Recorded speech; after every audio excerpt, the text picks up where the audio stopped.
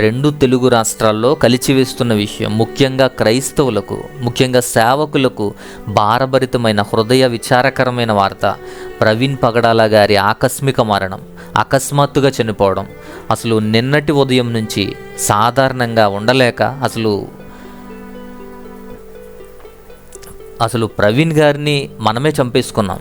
Threat ఉంది, ఎన్నాళ్ళ నుండి వేధిస్తున్నారు, చంపడానికి అనేకులు వెంటపడుతున్నారు అని ఆయనే స్టేట్మెంట్ ఇచ్చినా కూడా మనం కాపాడుకోలేకపోయాం.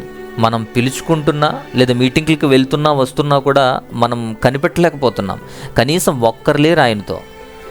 అయినా చదువు ఉంది, ఆస్తి ఉంది, సాఫ్ట్వేర్ కంపెనీలు ఉన్నాయి, గౌరవప్రదమైనటువంటి జీవితం ఉంది. అన్నీ ఉన్న ఏనాడు ధనం కోసం లేదా పవర్ కోసం ప్రాకులాడలేదు. సేవకునిగా మాత్రం దేవునికి మంచి పరిచర్య చేశాడు. ఆయన మంచి పోరాటం పోరాడి చివరకు హతసాక్షిగా మరణించాడు. ఆయన వరకు మంచి ప్రయాణమే, దేవుని చేతిలో వాడబడ్డాడు, దేవుని చేతికే వెళ్ళిపోయాడు. ఆయన వరకు అది మంచి ప్రయాణం అయినా కానీ ఆయన ఇలా మరణించడం అనేది తీరని లోటే. క్రైస్తవ సమాజానికి అది చాలా లోటు, చాలా బాధాకరమైన విషయం.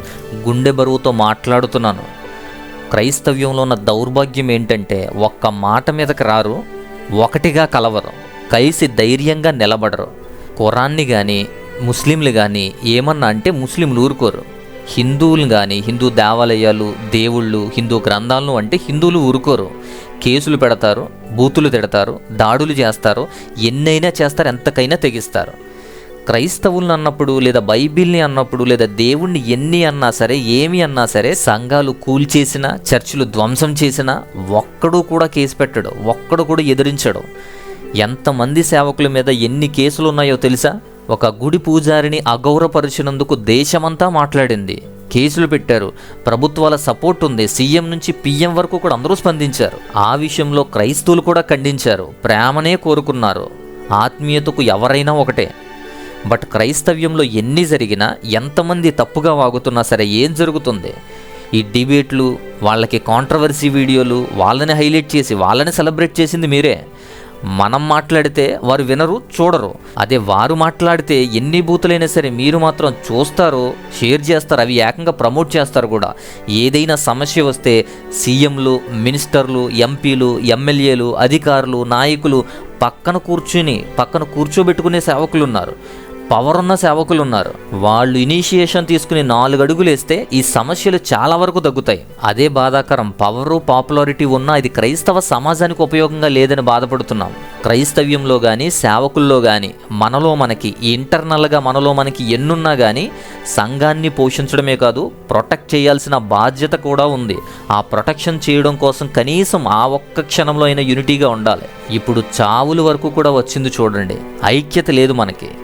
మరణించిన వార్త విన్న దగ్గర నుంచి కొందరు సేవకులు, విశ్వాసులు, స్థానికంగా ఉన్న ప్రజలు వారి పరిస్థితి తేడాగా ఉండటంతో ఆయన మరణ వార్తని ప్రచారం చేస్తుంటే చచ్చినోడు చచ్చాడు, మీరు ఓవరాక్షన్లు ఏంటని, రామున్న అన్నప్పుడు ఏమయ్యారు అని, దేశద్రోహి చచ్చాడని, ఇంకా నెక్స్ట్ టార్గెట్ వీళ్ళు అని, శవాలతో మత ప్రచారాలని, ద్రాక్షారసం ఎక్కువ తాగేశాడా అని, బండి తాగేసి నడుపుతున్నాడని, లేదా దేని దగ్గరికి వెళ్ళాడో తాగేసి వచ్చాడని, ఇలా అనకూడని మాటలు, పచ్చి బూతులు, వల్గర్ కమెంట్లు. అసలు నోరెలా వచ్చిందో! అసలు మనుషులా పశువులరా మీరు? బాగా మతం నెత్తికెక్కి బలిసి కొట్టుకుంటున్నారు. ఇంత నీచమైన కుక్కలా? మీ చెడు కానీ, మీ చావు కానీ ఎప్పుడూ క్రైస్తువులు కోరుకోలేదు, ఎవరూ కోరుకోలేదు. కానీ ఒక సేవకుడు చనిపోతే, చంపబడితే అసలు మీకు నోరెలా వచ్చిందో! అసలు మీ ఇంగిత జ్ఞానం, మీ బుద్ధి అనేది అక్కడే ఆగిపోయింది, మీ జ్ఞానం అక్కడే ఉండిపోయింది. వీళ్ళు ఇలా ఉంటే దేవుడు తీసుకుపోయాడు కదా, మీరు చేసేదేంటి? మీరెందుకు అల్లరి చేస్తున్నారు? మీరెందుకు రాద్ధాంతం చేస్తున్నారు? ఇంకా ఇలాంటివి క్రైస్తవులు కూడా ఏదేదో మాట్లాడుతున్నారు. అసలు ఏం అర్థం చేసుకుంటున్నారో తెలియదు. ఇది ఒక్క సేవకునితోనే కాదు, నేడు ప్రతి సేవకుడు ఫేస్ చేస్తున్నదే. ఈయనది మరణం దాకా వచ్చింది, ముందు మీ ఇంటి దాకా, మీ సంఘం దాకా కూడా వచ్చే ప్రమాదం ఉంది. మరి ఎలా జరిగిందో, ఏం జరిగిందో తెలియదు. మరణించిన విధానం మాత్రం చాలా సందేహాస్పదంగా ఉంది. ఎంత నీచులా! సత్యంతో ఎదిరించలేక, ధైర్యంగా ఓడించలేక, ధర్మంతో, వాక్యంతో, చట్టంతో ఎదిరించలేక, ఎదురు నిలబడలేక, కనీసం ఎదురు కూర్చోలేక, ఇంత నీచమా? సీసీటీవీ ఫుటేజ్ ఆల్రెడీ చూసే ఉంటాం. దాంట్లో హెల్మెట్ ఉంది. హెల్మెట్ ఉన్నా కూడా చనిపోయేంత ప్రమాదం ఎప్పుడైనా జరుగుతుందా? ఆ బండి స్లోగా వస్తున్న విధానం చూడండి. అప్పటికే ఏదైనా జరిగిందా? స్లోగా రావటం, బండి హెడ్లైట్స్ వెలగకపోవడం, అవి కూడా చాలా అనుమానాస్పదంగానే ఉన్నాయి. ముఖ్యంగా యాక్సిడెంట్ స్పాట్ చూడండి. యాక్సిడెంట్ అయితే గనక ఆ యాక్సిడెంట్ అయినట్టు కొట్టుకుపోవాలి. షర్టు కూడా చెరగలేదు, కనీసం కొట్టుకున్న గాయాలు కూడా లేవు బాడీ మీద అలాంటి గాయాలు లేవు. బండి యాక్సిడెంట్ అయినట్టు కూడా లేదు, పాడవలేదు, చాలా చక్కగా ఉంది.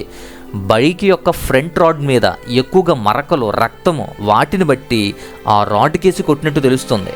కేవలం మూతి చీలిపోవడం, మూతి పగలగొట్టబడడం బాగా ఎక్కువగా కనిపిస్తుంది. ఆ చుట్టుపక్కల స్పాట్ దగ్గర ఎలాంటి యాక్సిడెంట్ ఆనవాళ్ళు కూడా లేవు. పైగా అక్కడున్న కర్ర ముక్కలు చూస్తే వాటి మీద రక్తపు మరకలు కూడా ఉన్నాయి. విరిగిపోయిన కర్ర ముక్కలకు రక్తపు మరకలు అంటి కూడా కొన్ని దొరికాయి. అలాగే బండి ఈడ్చుకెళ్ళిన ఆనవాళ్ళు కూడా లేవు. రోడ్డు మీద అలాంటి ఘాట్లు కానీ, రోడ్డు పక్కన అలాంటి సిచ్యువేషన్స్ కానీ, ఆ ఆనవాళ్ళు కానీ లేవు.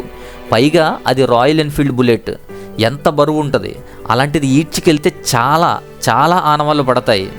ఇలా ఎక్కువగా గాయాలు అవ్వడం, ముఖం మీదే ఎక్కువగా గాయాలు అవ్వడం, రోడ్డు కూడా చీలిన ఆనవాళ్ళు లేకపోవడం, ఇలాంటివన్నీ కూడా సందేహాస్పదంగా ఉన్నాయి. సాధారణంగా చిన్న బండి రోడ్డు మీద పడితేనే ఈడ్చుకెళ్ళిపోతుంది, షర్టు చిరిగిపోతుంది, చేతి కొట్టుకుపోతుంది, చేతులు కానీ బాడీ కానీ. అలాంటిది ఒక రాయల్ ఎన్ఫీల్డ్ బుల్లెట్ కొట్టుకెళ్ళింది అంటే బాడీ మీద చాలా గాయాలు అవ్వాలి, బండి చిక్కుకుంటూ పోవాలి. బట్ చాలా అనుమానాలు మాత్రం ఈ మరణం వెనుకున్నాయి. ఆ ఫస్ట్ పిక్చర్ చూసిన వెంటనే అందరికీ సందేహం అదే. పైగా షూస్ కూడా పక్కన విడిగా ఎందుకు పడున్నాయి? యాక్సిడెంట్ అయ్యి ఒకవేళ చనిపోతే కాలుకున్న షూస్ విడిగా ఎందుకు పడుంటాయి? ఆ స్పాట్లో అన్నీ కూడా అనుమానాస్పదంగానే ఉన్నాయి. అనుమానాస్పద విషయాలే కనిపిస్తూ ఉన్నాయి. అలా ఉన్నప్పుడు స్పందించకుండా ఎలా ఉంటాం? క్వశ్చన్ చేయకుండా ఎలా ఉంటారు? అనుమానాలు అయితే వ్యక్తం చేస్తున్నారు, అనుమానాలు అయితే ఉన్నాయి. బట్ అవి ఎలా సాల్వ్ చేస్తారో మనం చూడాలి. ఇంత అవమానీయకరమైనటువంటి నీచపు పని, ఒక వ్యక్తిని, ఒక సేవకుడిని చంపేసి మతోన్మాదం చూపిస్తారా? అతను ఎందరికో ఇన్స్పిరేషన్, ఎందరికో ధైర్యం. చాలామంది ఆయన నుంచి నేర్చుకుంటున్నారు. ఆయన సబ్జెక్ట్ని, ఆ చరిత్రని ఎంత నీట్గా ప్రజెంట్ చేస్తారో. అంతేకాదు ఆయన సమాజానికి కానీ, క్రైస్తవ్యానికి కానీ చేసినటువంటి మేళ్ళు కూడా, ఆయన దత్తత తీసుకున్న పిల్లలు, ఆయన సంరక్షిస్తున్నటువంటి పిల్లలు, ఆయన నడిపిస్తున్నటువంటి కంపెనీలు కానీ, ఆయన చేయగలిగేవాడు చేశాడు, చేస్తున్నాడు, చాలా చేశాడు కూడా. అలాంటిది ఆయన ఈ డబ్బు కోసమో, పాపులారిటీ కోసం, లేదా ఇతర విధానాల కోసం ఎప్పుడూ మీటింగ్స్కి రాలేదు, ఎప్పుడు వాటి కోసం చూడలేదు. వివేకంతో కూడిన, లోకానికి అవసరమైన మంచి డాక్టర్ని నేర్పించాడు. అలాంటి వ్యక్తి ప్రవీణ్ పగడాల గారు అన్నగారిని కోల్పోవడం చాలా చాలా చాలా బాధగా ఉంది. అలాంటి ఒక జ్ఞాని, అలాంటి ఒక సున్నితమైనటువంటి ఒక మంచి వ్యక్తిని, వక్తని మనం కోల్పోయామంటే అది నిజంగా చాలా చాలా బాధగా ఉంది. సో ఆయన కుటుంబం, ఆయన పరిస్థితులు, ఉన్నదందరూ ఆడపిల్లలు, వారి కుటుంబం గురించి ప్రార్థించండి. ఖచ్చితంగా ఈ విషయంలో ఏం జరిగిందో, ఎలా జరిగిందో, దీని గురించి న్యాయం అనేది ఖచ్చితంగా మనకు కావాలి. న్యాయం గురించి అడగండి, న్యాయం గురించి ప్రార్థించండి. ఇంకేదైనా అప్డేట్స్ ఉన్నా, ఇంకేదైనా విషయాలు తెలిసినా, దాంట్లో ఉన్న లోతైన అంశాలు మీకు తెలియపరచాలనుకున్నప్పుడు మరలా ఇంకొక వీడియో ద్వారా నేను వస్తాను. ప్రస్తుతానికి ఈ పోస్ట్ మార్టం జరిగి, పోస్ట్ మార్టం తర్వాత రిపోర్ట్ అనేది మనకు రావాలి. దాని ద్వారా ఫైల్ అయ్యేటువంటి కేసు విషయంలో, ఫర్దర్గా తీసుకునేటువంటి ప్రొసీడింగ్స్ విషయంలో మనం ఎలాంటి కార్యాచరణ మొదలు పెట్టాలి అనే విషయంలో కూడా ముందు నిర్ణయిస్తారు. ముందు దానికి సంబంధించిన అప్డేట్స్ అన్నీ కూడా అవసరమైతే సేవకులందరూ మన సోషల్ మీడియాలో పెడతారు. బట్ ఆయన్ని కోల్పోవడం అనేది చాలా విచారకరం, చాలా బాధ, చాలా లోటది. అయినా కుటుంబం గురించి, పరిస్థితుల గురించి మాత్రం ఖచ్చితంగా ప్రార్థనలో జ్ఞాపకం చేసుకోండి. అందరూ ప్రార్థించండి. మరొక అప్డేట్స్తో ఏదైనా విషయం జరిగితే అప్డేట్ చేయడానికి మరొక వీడియో ద్వారా నేను మరలా వస్తాను. అంతవరకు సెలవు. ప్రార్థించండి.